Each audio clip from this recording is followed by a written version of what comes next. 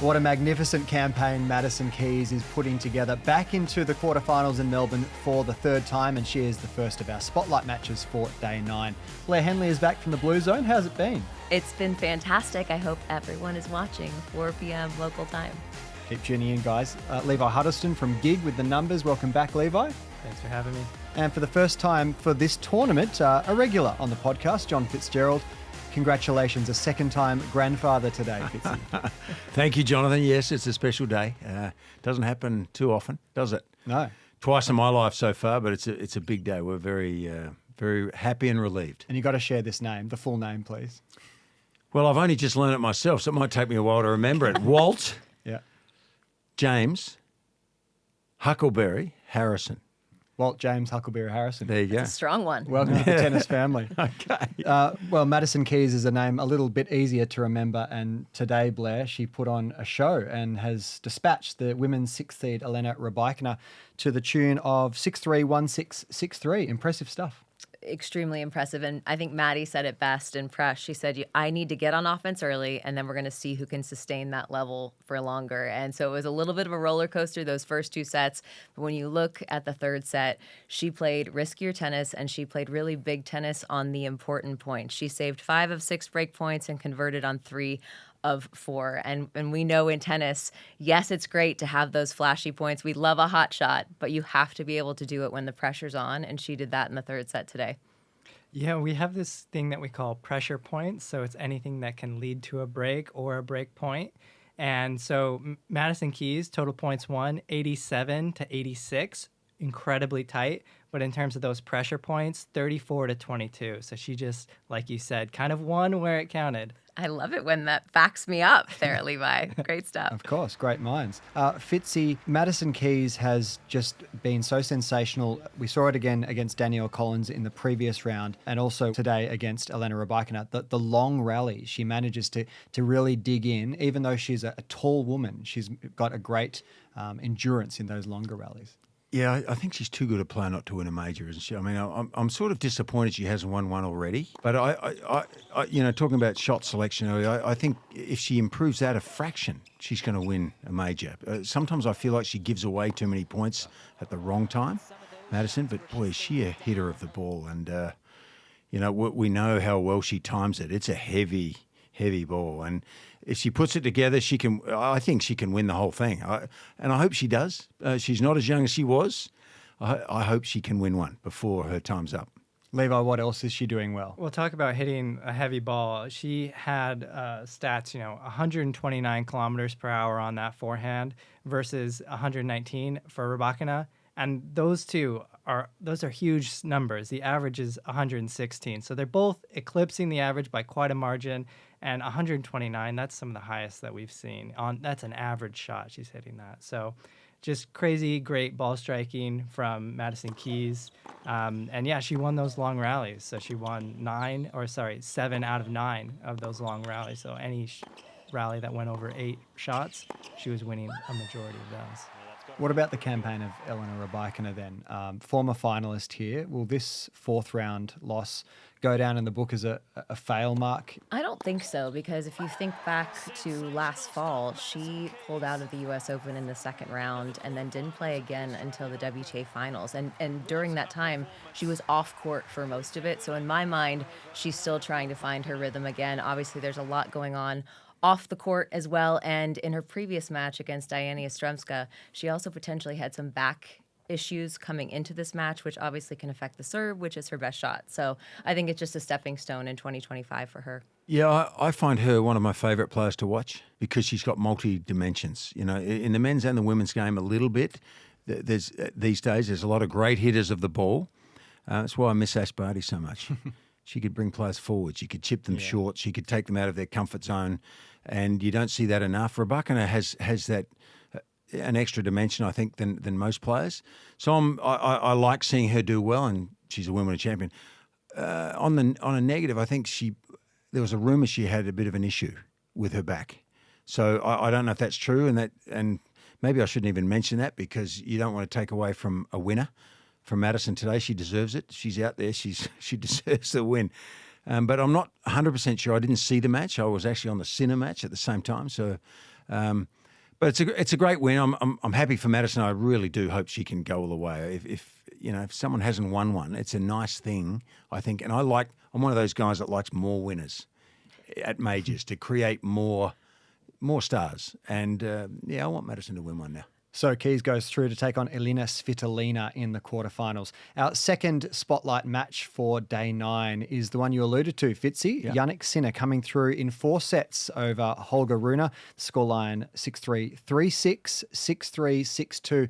And it wasn't easy going for the world number 1 and defending champion. It was a strange day, a very strange match. Commentating, we couldn't pick who was injured, who was sick, who was playing well at one stage, and then the table seemed to turn. But the better man won, I think, at the end of the day. He wasn't well in the first 2 sets. And we thought he might have had a tweak in his back, but because we didn't know that he'd been ill in the morning, but we found out afterwards. And it became apparent that it wasn't an injury, he was just feeling off colour. So he was gutsy today.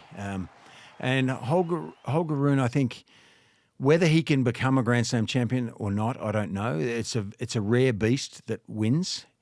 They have to be special players to win majors.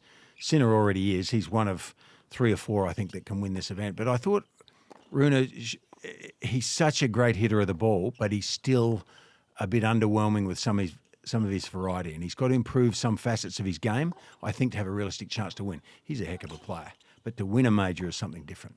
Levi, it was a dramatic third set particularly. Take us through what happened from a numbers perspective. Yeah, well, I mean, we saw that there was this moment before the medical timeout where I think Rune had a chance to break Sinner and just didn't win any of those break points and really struggled to capitalize on Sinner's serve. But it's not easy, breaking Sinner. He served an incredible match. In that third set, he won 94% of his first serves. And for reference, Mpechi Pericard, the top server of the ATP, wins 80%. So 94%. Yeah. He just blew that out of the water. Even when he's feeling dizzy, he's serving at 205 kilometers per hour.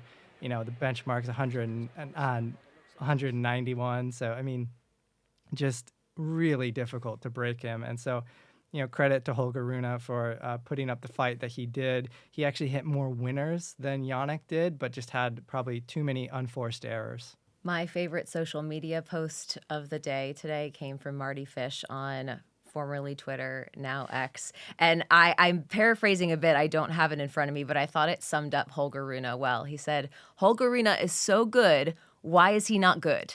And that is what you see when you watch him play. He's so flashy. He has a disruptive game. He has every shot in the book, but just can't quite put it together consistently like we saw him do a year and a half-ish ago when he was beating Novak Djokovic and he seemed to be impenetrable. So he just got maybe it's a confidence thing, just to get his flow, to feel confident doing it point after point after point. Maybe it's just a shot choice thing, not sure. He does have a member of his team, Mike James, who's there solely to analyze the numbers. I do think it's so nice to have Levi sitting here at this table. I would imagine it's great to have somebody like that on your team, but there are always flashes of lightning. We would just love to see him be able to put that together just a little bit more. And then another very important question, guys, because at the beginning of the 4th set, I saw something that I had never seen on a professional tennis court before, and that was not just the net strap breaking, but the actual screw that was screwed into the court broke in half. And big question here, was it Daniil Medvedev breaking his racket on the net cam that compromised the structural integrity of that screw? It was quite big disruptive. Here, Fitzy, take us through that 20 minutes of drama. Well, I can't answer whether it was Daniil Medvedev or not. Who knows? Still causing trouble from far away. Yeah, but it was a strange thing.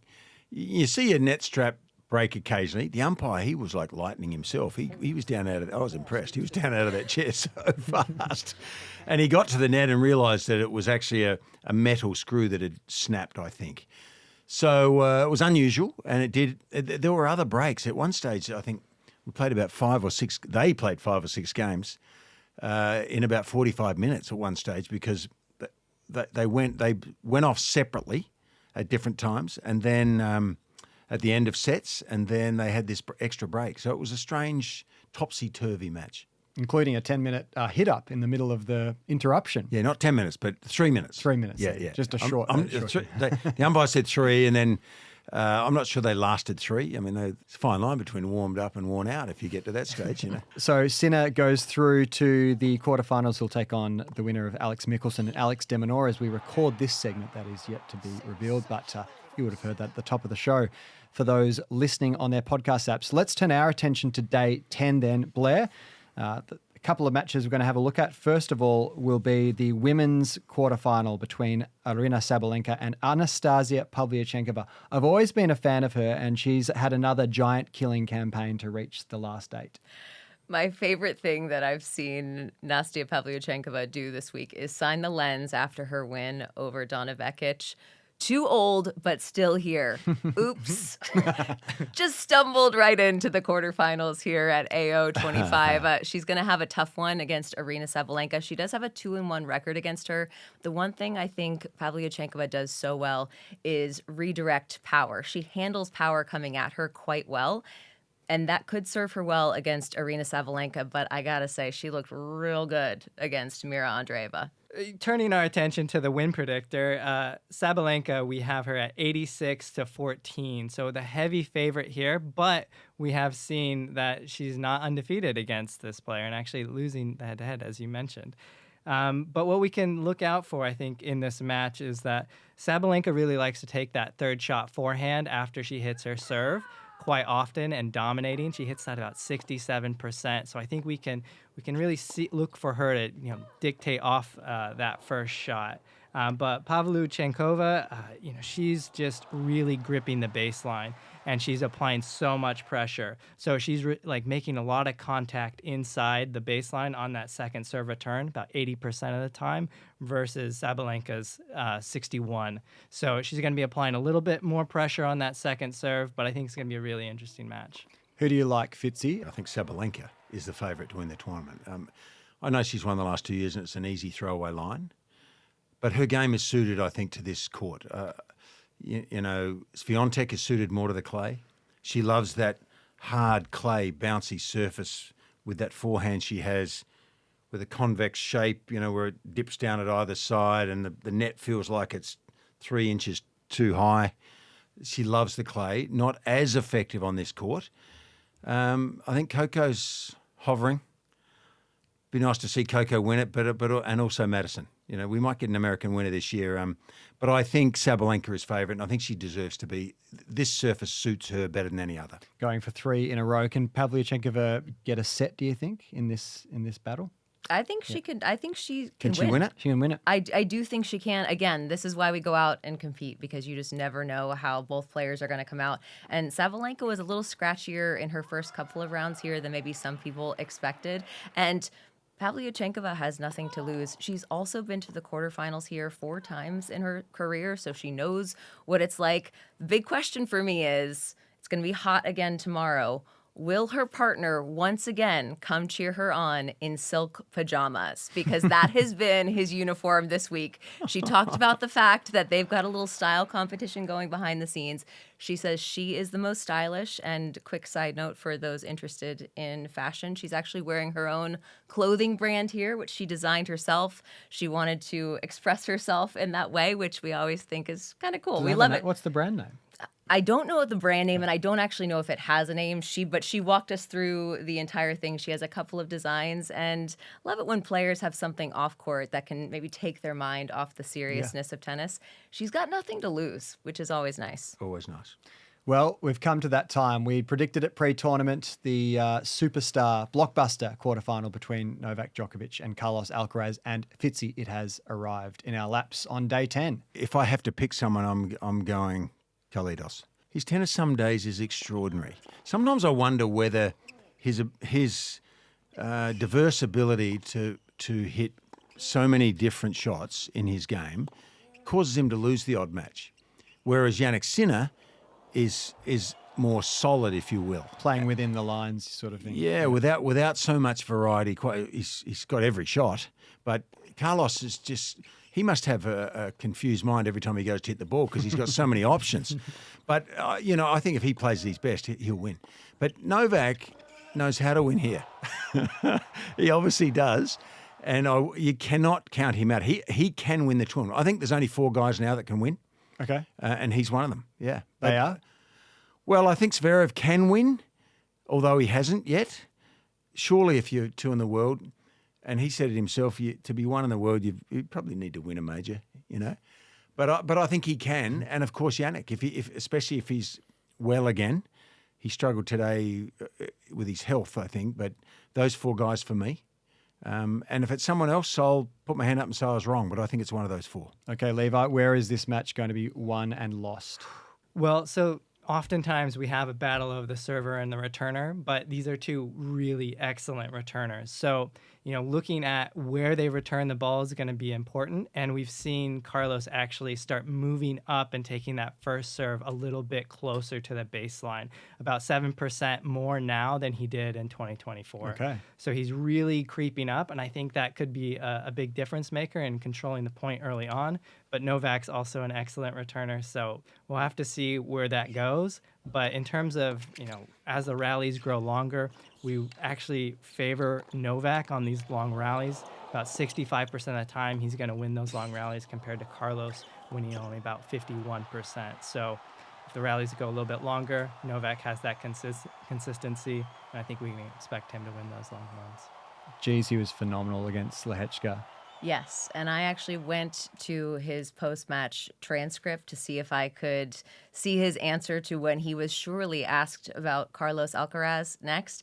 He was not, because the entire presser was about the post-match interview controversy yes. that we had last night. So no feedback from Novak Djokovic on this match, but I do think the way that 5 sets once benefited Novak Djokovic. It was really hard to beat him over 5. I think that now has maybe shifted just a little bit, and I think that probably benefits Carlos Alcaraz at this point. And I do also think back to Carlitos signing the lens. It was after his first or second round match, and he wrote, "Am I a serve bot?" because his performance on the serve was so impressive. I know he's put a lot of work into that in the offseason. We'll see how that plays out on court. Yeah, his serving is definitely better. I think I've done a couple of his matches, and it's bigger. He's getting more free points. That's going to help him a little bit, I think. Yeah, he's winning 81% of his first serves here, and Novak's at 78, both high numbers. But I mean, we don't typically think of Carlos being a serve bot, and so those numbers are quite high. We talked about Mpechi being at 80%, so he's doing well. Any other ways we can skin this match? Well, I think a really interesting thing about Carlos is his drop shot. And so I just have a couple stats about that are quite interesting. So typically on the drop shot, players would win about 51%. The margins are super slim. For Carlos, he actually has a win rate of 61%. And by use, he actually uses it about 5% of the time. So use and effectiveness, he is the best drop shotter in the game. The phenomenon that is Novak Djokovic is, and we say Djokovic and you guys say Djokovic, so... Potato. But Novak is the player that he is through years and years of near perfection. So you cannot count him out, but he is 38 years of age in May, and I agree with Blair. I just wonder... about the 5 sets, the deep in the 5th set, and also whether he has not lost half a yard, but maybe just a few inches. He's I'm not quite sure. How can he be as good as he was at this stage? But it's still awfully good. Sure is. We had Goran in here yesterday recording for a different podcast, and he says he definitely thinks Novak's got another Grand Slam title in him. Yeah, okay. Ooh, Well, I'd be listening to Goran. Yeah. Even though his player went out today. But I think whichever way this falls is going to be a spectacular battle tomorrow when Alcaraz and Djokovic go head-to-head. That is what we have to look forward to on day 10. Thank you so much for joining us again, Blair. Thank you for having me. This is great. And Levi, we'll see you back again later in the week. Thank you. Fitzy, congratulations, grandfather. Thank you, John. It's great to be with good people, good tennis people. Thanks for joining us today. And if you'd like to listen to this episode in full, just search for The Tennis wherever you get your podcasts or click the link below. And don't forget to hit the bell button to subscribe to this channel and catch more great content throughout the rest of the week and throughout the rest of the year on Australian Open TV. We will see you tomorrow.